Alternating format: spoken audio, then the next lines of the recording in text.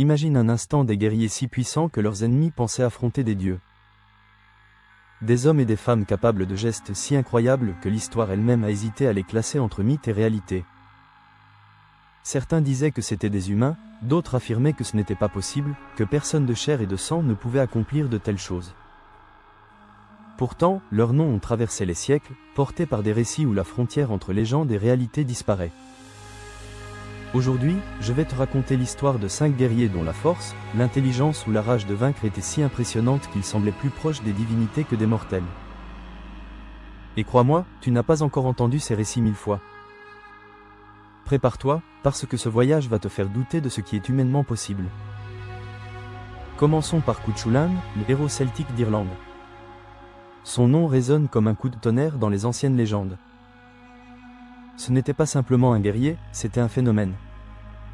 On disait qu'enfant déjà, il avait battu des hommes adultes, comme si la violence coulait dans ses veines. Mais ce qui faisait de lui une créature à part, c'était son fameux warp spasm, une rage guerrière incontrôlable qui le transformait physiquement. Imagine la scène. Ses muscles se tordaient et gonflaient jusqu'à déformer son corps. Son visage se déchirait en grimaces, un œil s'enfonçait si profondément qu'il disparaissait presque, tandis que l'autre jaillissait hors de son orbite, brillant comme une torche enflammée. Ses veines ressortaient comme des cordes prêtes à éclater et son souffle faisait trembler l'air autour de lui. Pour ceux qui le voyaient, ce n'était plus un homme, c'était un démon. Un monstre incontrôlable, lâché sur le champ de bataille. On raconte qu'il était capable d'abattre des dizaines d'ennemis seul, son épée décrivant des cercles sanglants autour de lui. Les légendes vont encore plus loin, il aurait parfois affronté des armées entières en tenant bon jusqu'à la fin. Et la scène la plus marquante de sa vie, c'est sa mort. Grièvement blessé, transpercé de lances, Cuchulainn ne tomba pas. Refusant de s'écrouler comme un simple mortel, il s'attacha de lui-même à un rocher, debout, face à ses ennemis. Quand les soldats vinrent pour l'achever, ils n'osèrent pas approcher. Parce qu'il restait droit, figé, avec ses yeux brûlants. Les ennemis étaient persuadés qu'il était encore vivant. Même dans la mort, il semait la peur.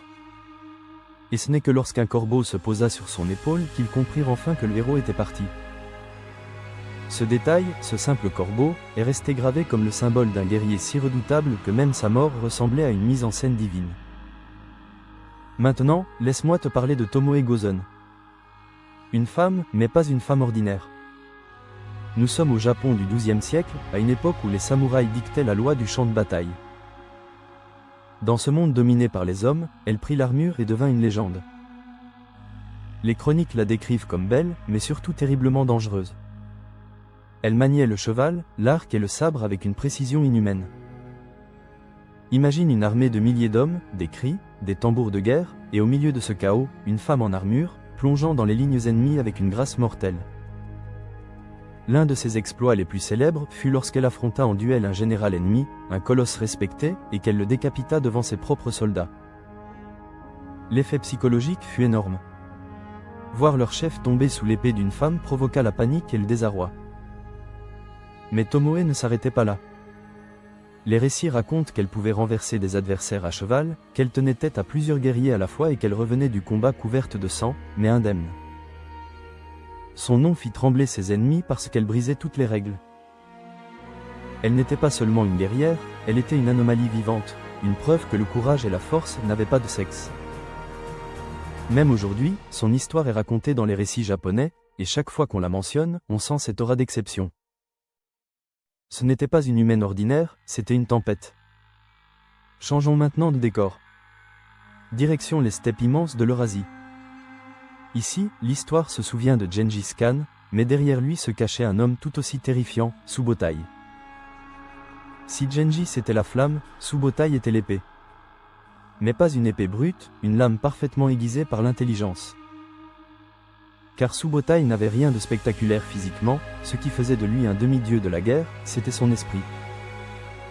Imagine un homme capable de concevoir des campagnes militaires couvrant des milliers de kilomètres, menant des armées à travers des montagnes, des steppes et des forêts, sans jamais perdre le contrôle. Sukhothai était ce stratège. Il aurait mené plus de 20 grandes batailles victorieuses, toujours en devançant ses ennemis. Il pouvait prévoir leurs mouvements, anticiper leurs erreurs, et leur tendre des pièges d'une précision chirurgicale.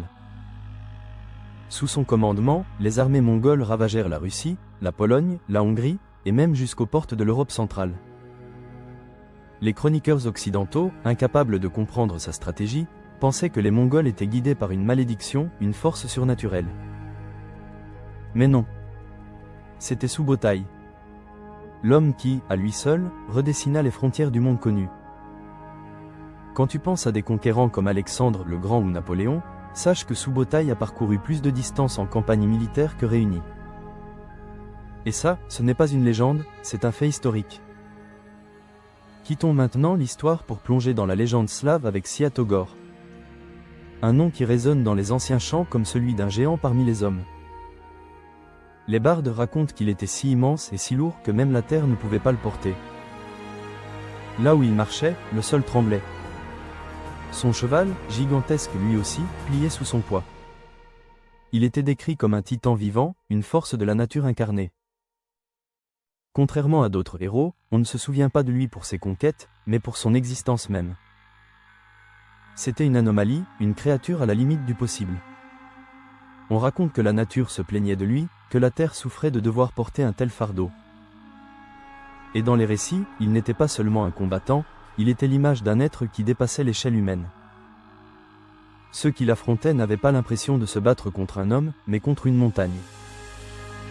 Même aujourd'hui, son nom reste entouré d'un mystère étrange, celui d'un colosse dont la puissance dépassait la compréhension humaine. Et pour finir, parlons de Shaka Zulu, l'empereur guerrier d'Afrique du Sud.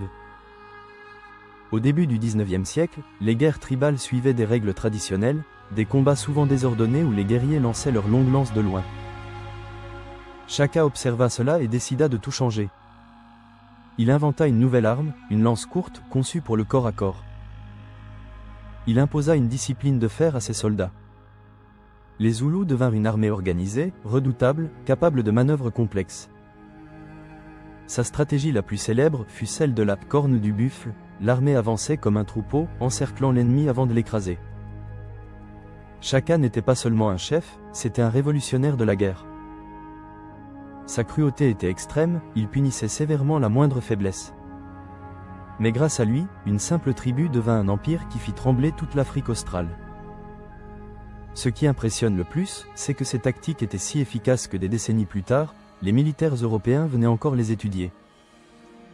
Shaka avait changé la guerre, pas seulement pour son peuple, mais pour le monde. Et quand tu réalises qu'un homme parti de presque rien a réussi à bâtir un empire à la seule force de sa volonté et de son génie, tu comprends pourquoi son nom reste gravé comme celui d'un guerrier divin. Alors voilà. 5 figures. 5 guerriers qui semblaient dépasser la condition humaine.